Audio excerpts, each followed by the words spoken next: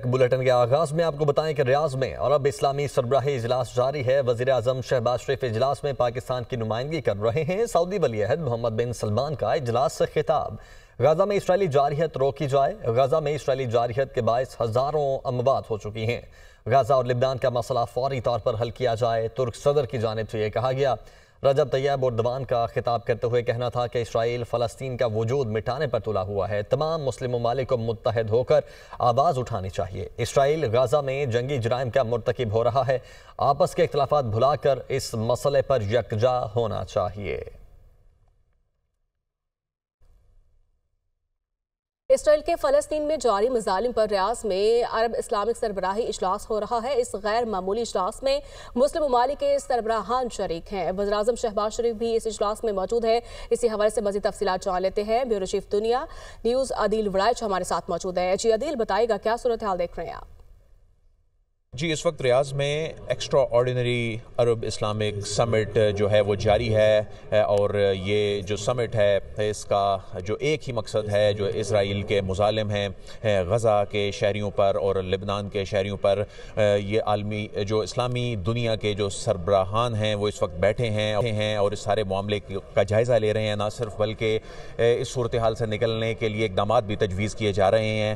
Prime minister Shahbaz شریف جو ہیں وہ اس اجلاس میں خصوصی طور پر شریک ہیں، وہ بھی اپنا اظہار خیال کریں گے، اور اس سمٹ کی جو سربراہی کر رہے ہیں جو محمد بن سلمان سعودی ولی عہد، انہوں نے اپنے اوپننگ سٹیٹمنٹ میں یہ کہا ہے کہ اسرائیل فوری طور پر غزہ اور لبنان کے شہریوں پر، معصوم شہریوں پر جارحیت جو ہے روکے اور اس کو بڑھاوا دینے سے گریز کرے، اور انہوں نے وہاں کے جو متاثرین ہیں ان کی فوری امداد کی اہمیت پر زور دیا ہے۔ اس کے علاوہ لیگ آف عرب اسٹیٹ کے سیکرٹری جنرل نے بھی اسرائیل کی عسکری جارحیت کی مذمت کی ہے، اور انہوں نے بھی کہا ہے کہ غزہ کے شہریوں پر ہونے والے جو مظالم ہیں ان کو الفاظ میں بیان نہیں کیا جا سکتا۔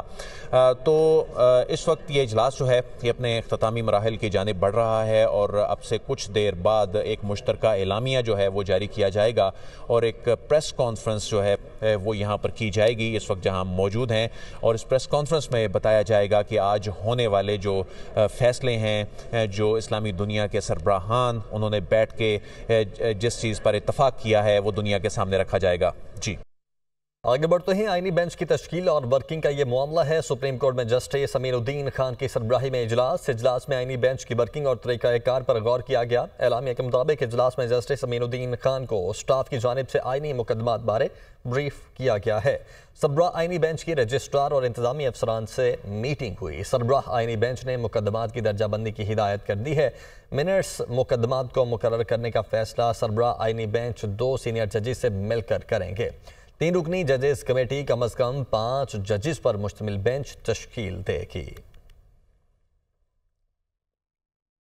Army chief general Syed Asim Munir سے آسٹریلوی فوج کے سربراہ کی ملاقات ہوئی ہے۔ ISPR کے مطابق باہمی دلچسپی کے امور اور علاقائی سلامتی کی صورتحال پر تبادلہ خیال کیا گیا۔ Army chief general Syed Asim Munir نے آسٹریلیا کے ساتھ تعلقات کو سراہا۔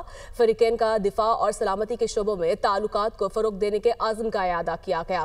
آسٹریلوی فوج کے سربراہ نے دہشت گردی کے خلاف پاکستان کی کوششوں کو سراہا۔ ISPR کے مطابق آسٹریلوی آرمی چیف کا پاکستان کے ساتھ دفاع اور سیکیورٹی تعاون کو فروغ دینے کے عزم کا اظہار کیا گیا ہے۔ GHQ آمد پر آسٹریلوی آرمی چیف نے یادگار شہداء پر حاضری دی اور پھول چڑھائے۔ آسٹریلوی آرمی چیف کو پاک فوج کے دستے نے گارڈ آف آنر بھی پیش کیا۔ وزیر داخلہ سندھ ضیاء الانجار نے کہا ہے کہ کراچی ایئرپورٹ کے قریب چینی انجینئرز پر حملے میں ملوث 3 دہشت گرد گرفتار کر لیے گئے ہیں۔ خودکش دھماکے کا ماسٹر مائنڈ جاوید ہے۔ دہشت گردوں نے چیکنگ سے بچنے کے لیے خاتون کو ساتھ ملایا۔ حملے میں استعمال گاڑی کراچی کے شو روم سے خریدی گئی۔ حملہ آور سے ملزم جاوید رابطے میں تھا۔ 2 ملزمان فرحان اور محمد سعید رکشہ ڈرائیور اور حملہ آور کے سہولت کار تھے۔ 32 سے 40 کلو دھماکہ خیز مواد گاڑی کے دروازے میں نصب کیا گیا تھا۔ وہ کراچی میں پریس کانفرنس کر رہے تھے۔ یہ جو چائنیز پر ایئرپورٹ کی حد میں حملہ ہوا تھا، قائد اعظم انٹرنیشنل ایئرپورٹ کراچی کی حدود میں 11:02 پہ یہ پتہ چلا کہ ایک شو روم سے لی گئی ہے کراچی میں۔ ان کے ساتھ اور رکشہ والا بھی تھا جو کہ جس کا نام فرحان تھا، वो उसके साथ दो और उसके अकम्पलिस से मोहम्मद शरीफ, वो भी उनके फरहान और मोहम्मद शरीफ इसके साथ जो गाड़ी की ख़रीद में थे वो ये लोग शामिल थे।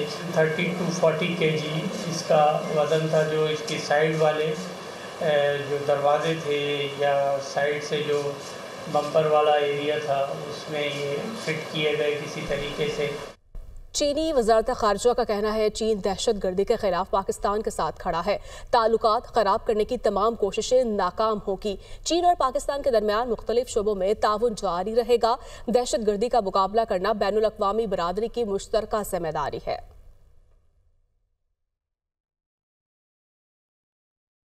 पंजाब जहरीले धुएं की लपेट में है। मुल्तान में फ़ज़ा सबसे ज़्यादा आलूदा है। एयर क्वालिटी इंडेक्स 900 से ऊपर। लाहौर, रावलपिंडी, इस्लामाबाद, पेशावर में भी स्मोक के डेरे। स्मोक के बायस खुश्क खांसी, सांस में दुश्वारी, बच्चों में निमोनिया और चेस्ट इन्फेक्शन में इजाफा हो रहा है। पंजाब में ग्रीन लॉकडाउन का नफाज। 4 डिवीजन्स में आज से मार्केट्स रात 8 बजे बंद होंगी।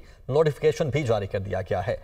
जबकि लाहौर, फैसलाबाद, गुजरांवाला और मुल्तान में तमाम शॉपिंग मॉल्स, दुकानें, रेस्टोरेंट्स हुक्मनामे पर अमल के पाबंद होंगे।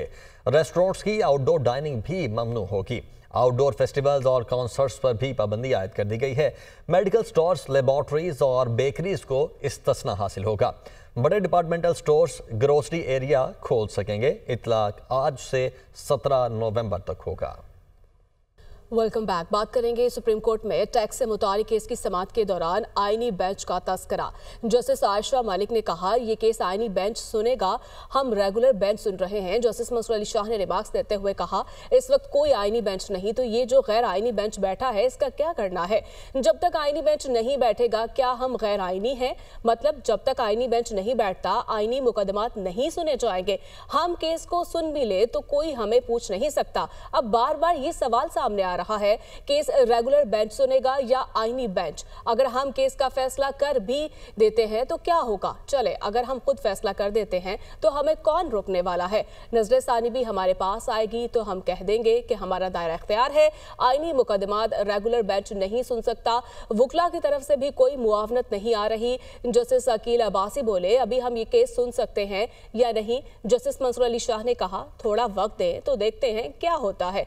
जस्टिस आयशा मलिक बोली आर्टिकल 2A के मुताबिक प्रैक्टिस एंड प्रोसीजर कमेटी इसका फैसला करेगी, जिसमें अभी वक्त लगेगा। प्रैक्टिस एंड प्रोसीजर कमेटी इसका फैसला करेगी ये क्या आईनी बेंच सुनेगा या फिर regular bench. Justice Mansoor Ali Shah ने मुस्कुराते हुए रिमार्क्स दिए, कहा हम आपकी गुजारिश पर कोई नुक्ता नजर नहीं दे सकते, इसको मुलतवी कर देते हैं। हम सिर्फ गपशप लगा लेते हैं। केस की समाअत गैर मुय्यना मुद्दत तक के लिए मुलतवी कर दी गई है। जस्टिस मंसूर अली शाह की सरबराही में 3 रुकनी बेंच ने केस की समाअत की। 190 मिलियन पाउंड रेफरेंस की समाअत 13 नवंबर तक मुलतवी कर दी गई है। बानी पीटीआई और बुशरा बीबी अदालत में पेश हुए। मुल्जिमान ने सवालनामे के जवाब जमा नहीं करवाए। एहतसाब अदालत के जज नासिर जावेद राना ने अडयाला जेल रावलपिंडी में समाअत की। पाकिस्तान स्टॉक एक्सचेंज में मस्बत रुझान देखने में आया है। 100 इंडेक्स कारोबार के इख्तिताम पर 356 पॉइंट्स इजाफे से 93,648 पॉइंट्स की सतह पर बंद हुआ। इंटरबैंक में अमरीकी डॉलर 12 पैसे महंगा हो गया, जबकि मुल्की सराफा मार्केटों में फी तोला सोना 1300 रुपये कमी से 2,77,500 रुपये का हो गया।